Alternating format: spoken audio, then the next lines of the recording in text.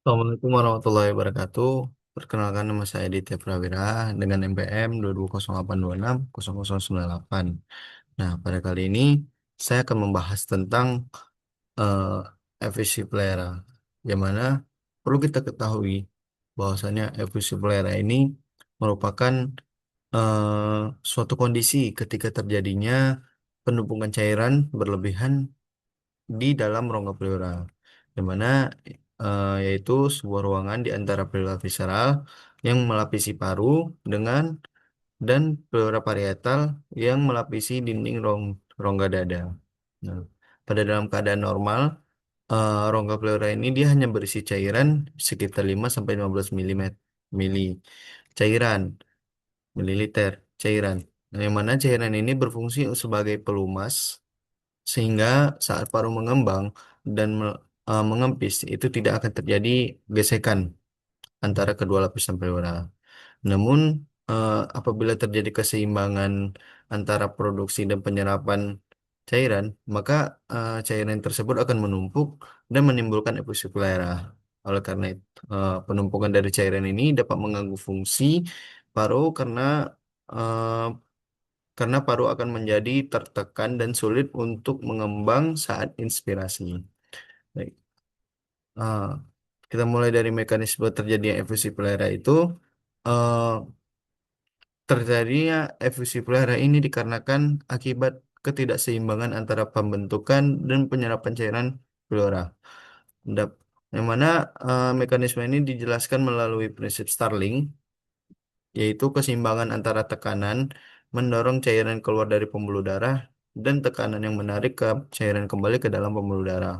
Episode pelayaran ini dapat terjadi apabila terdapat peningkatan tekanan hidrostatik, misalnya pada gagal jantung kongestif, kemudian ada penurunan tekanan onkotik, seperti pada sindrom nefrotik atau sirosis hati akibat rendahnya kadar albumin. Lalu ada peningkatan permeabilitas kapiler yang biasanya terjadi pada infeksi atau proses inflamasi sehingga protein dan cairan keluar ke rongga pleura. Lalu ada juga gangguan drainase limfatik, misalnya akibat keganasan yang menyumbat saluran limfa. Jika dari salah satu mekanisme tersebut terjadi, maka jumlah cairan yang diproduksi akan melebihi kemampuan tubuh untuk menyerapnya kembali. Akibatnya cairan tersebut terus menumpuk di rongga pleura dan menekan paru. Kita mulai dari etiologi. Pada etiologi, penyebab episipilera itu dia sangat beragam, namun secara umum itu dapat dibagi menjadi transudat dan eksudat. Nah, untuk yang transudat itu dia terjadi bukan karena inflamasi, melainkan akibat perubahan tekanan cairan. Contohnya seperti gagal jantung kongestif, sirosis hepatis, dan sindrom nefrotik. Kemudian pada gagal jantung, tekanan hidrostatik meningkat sehingga cairan keluar dari pembuluh darah menuju rongga pleura. Sedangkan pada sindrom nefrotik ini dan sirosis, dia itu kadar albumin yang menurun sehingga tekanan onkotik menurun dan cairan mudah berpindah ke rongga pleura. Kemudian yang secara eksudat itu terjadi akibat dari proses inflamasi yang meningkatkan permeabilitas pembuluh darah. Penyebabnya itu diantara lainnya seperti pneumonia, tuberkulosis, keganasan, contohnya seperti kanker paru, ada emboli paru dan lain-lain. Jadi bisa kita ketahui bahwasanya perbedaan dari eksudat dan transudat ini eh, bahwasanya transudat disebabkan oleh gangguan tekanan cairan, sedangkan eksudat ini disebabkan oleh proses inflamasi atau kerusakan pembuluh darah. Kita masuk ke dalam patofisiologinya itu, yang mana pada patofisiologi efesi pleura ini dimulai dari adanya penyakit dasar, contohnya seperti infeksi, gagal jantung, atau keganasan. Penyakit tersebut menyebabkan perubahan keseimbangan cairan sesuai dengan prinsip Starling tadi, dan akibatnya produksi cairan itu meningkat atau penyerapan cairan menurun.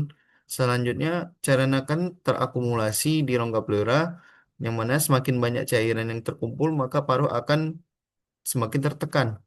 Paru yang tertekan ini tidak dapat mengembang secara maksimal saat inspirasi, sehingga ventilasi paru menjadi menurun. Lalu gangguan ventilasi ini menyebabkan pertukaran oksigen dan karbon dioksida ini menjadi eh, dialveoli ini menjadi tidak optimal. dan akibatnya pasien mengalami sesak napas dan bila tidak segera ditangani, hal ini dapat terjadi hipoksemia bahkan gagal napas. Untuk manifestasi klinisnya ini eh, bergantung pada jumlah cairan yang terkumpul. Pada efusi yang kecil, itu pasien kadang tidak memiliki keluhan. Namun jika cairannya semakin banyak, gejala yang munculnya itu dapat terjadi seperti sesak napas, eh, nyeri dada, batuk kering, takipnia, atau napas yang menjadi cepat sebagai kompensasi tubuh terhadap kekurangan oksigen. Pada efusi yang besar juga ditemukan itu ada gerakan dinding dada yang berkurang pada sisi yang sakit, kemudian fremitus taktilnya menurun, jadi perkusi menghasilkan bunyi redup atau pakat, peka, lalu auskultasi itu menunjukkan suara napas melemah atau bahkan tidak terdengar. Kemudian kita masuk ke dalam pemeriksaan fisik. Nah, pada pemeriksaan fisik ini eh, dilakukan melalui 4 langkah, yaitu ada inspeksi, palpasi, perkusi, auskultasi. Pada inspeksi itu eh, terlihat gerakan dadanya itu tidak simetris. Lalu pada saat kita palpasi itu ditemukan fremitus taktil yang menurun.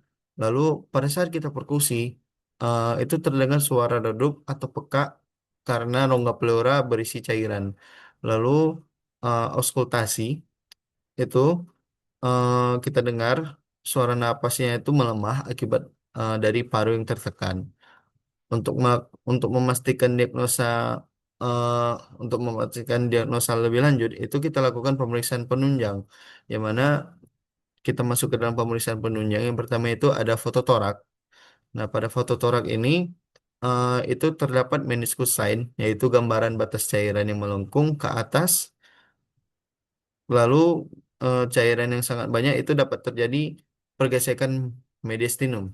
Yang kedua bisa kita lakukan USG torak, yang mana USG ini sangat sensitif mendeteksi cairan dalam jumlah sedikit dan juga membantu untuk menentukan lokasi tindakan torakosintesis. Lalu yang ketiga yaitu bisa kita lakukan torakosintesis, yang mana merupakan tindakan mengambil cairan pleura menggunakan jarum. Selain sebagai pemeriksaan diagnostik, tindakan ini juga dapat mengurangi sesak pada pasien. Lalu eh, bisa juga kita lakukan analisis cairan pleura. Nah, analisis cairan pleura ini diperoleh melalui dari torakosintesis tadi, yang mana dia akan dianalisis. Kemudian pemeriksaan ada juga pemeriksaan yang paling penting, yaitu adalah kriteria light, yang mana digunakan untuk membedakan transudat dan eksudat. Nah, ketika suatu cairan itu dikatakan eksudat apabila dia memenuhi eh, 3 kriteria, yaitu ada rasio protein pleura terhadap serum yang lebih dari 0,5, ada rasio LDH pleura terhadap serum lebih dari 0,6, lalu ada LDH cairan pleura lebih dari 2/3 batas atas normal serum. Selain itu juga dapat dilakukan pemeriksaan jumlah sel, kadar glukosa, pH, kultur bakteri, dan lain-lainnya. Nah, mana hasil tersebut ini akan membantu untuk menentukan penyebab fisiplera sehingga terapi dapat diberikan secara tepat. Nah, masuk ke dalam komplikasi, eh, jadi komplikasi dari epilepsi plera ini apabila tidak segera ditangani, epilepsi ini dapat menyebabkan beberapa komplikasi. Contohnya itu yang pertama ada emphysema, yang mana cairan berubah menjadi nanah akibat infeksi. Lalu komplikasi lainnya itu ada contohnya seperti fibro fibrotorak, fibrotorak yaitu terbentuknya jaringan parut pada pleura sehingga paru sulit mengembang. Kemudian untuk tata laksana dari Epusivelara ini bisa eh, bisa kita lakukan, yaitu ada terapi utama untuk mengobati penyakit dasarnya itu misalnya seperti antibiotik pada pneumonia, kemudian ada obat anti tuberkulosis pada TB, ada diuretik pada gagal jantung, lalu ada kemoterapi pada keganasan. Selain itu bisa kita juga berikan terapi suportif, yaitu berupa oksigen jika pasiennya ini mengalami hipoksemia, dan analgesik bila terdapat nyeri. Lalu juga eh, bisa kita lakukan torakosintesis untuk mengangkat cairan tersebut menggunakan jarum. Lalu eh, jika terjadi efusi yang berulang, empiema atau hemotorak, itu dapat kita lakukan pemasangan chest tube agar cairan terus mengalir keluar. Baik, sebagai kesimpulan, bahwasanya efusi pleura ini merupakan penumpukan cairan yang berlebihan di rongga pleura akibat ketidakseimbangan antara produksi dan penyerapan cairan. Penyebabnya ini dapat berupa transudat maupun eksudat. Penumpukan cairan di paru ini dia akan menyebabkan paru tertekan sehingga menyebabkan sesak napas dan gangguan pertukaran gas. Oleh karena itu, eh, efusi pleura ini harus segera diobati karena jika tidak diobati maka akan terjadi komplikasi yang eh, sangat mengerikan. Baik, terima kasih atas perhatiannya. Lebih dan kurang saya mohon maaf. Assalamualaikum warahmatullahi wabarakatuh.